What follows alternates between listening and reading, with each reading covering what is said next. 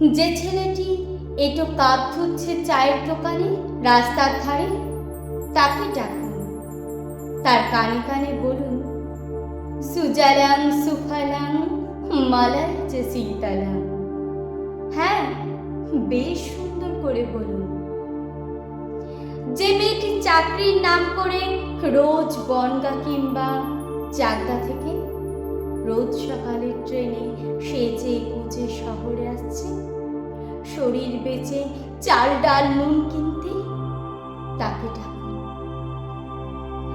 তার কানে কানে সুরেলা কণ্ঠে বলুন, সার্থক জনম আমার জন্মেছি এ দেশে।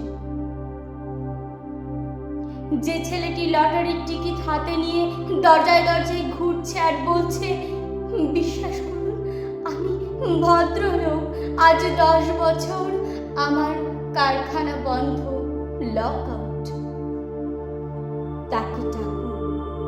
তার কানে কানে বলুন, বলো বলো বলো সবে, শত বীণা বেণু রবে, ভারত আবার জগৎ সভায় শ্রেষ্ঠ আসনে রবে।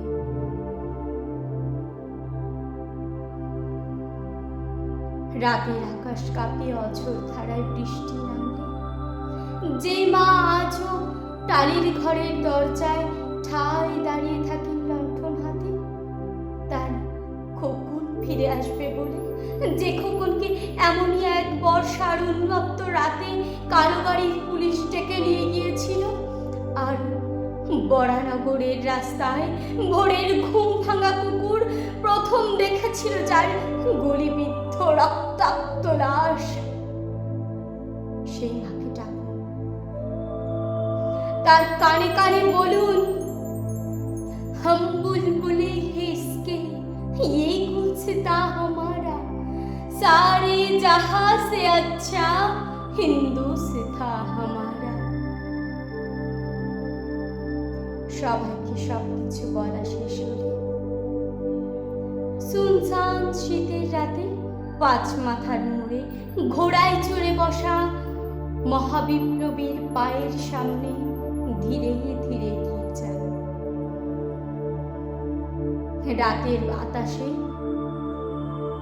খোলা বাতাসে কান পাতুন, শুনতে পাবেন সেই মহাবিপ্লবীর বজ্রকণ্ঠ, আমি তোমাদের কাছে রক্ত চেয়েছিলাম তোমাদের স্বাধীনতা এনে দেব বলে, আমি পারিনি, কিন্তু আমি আমার সমস্ত জীবন উৎসর্গ করেছি।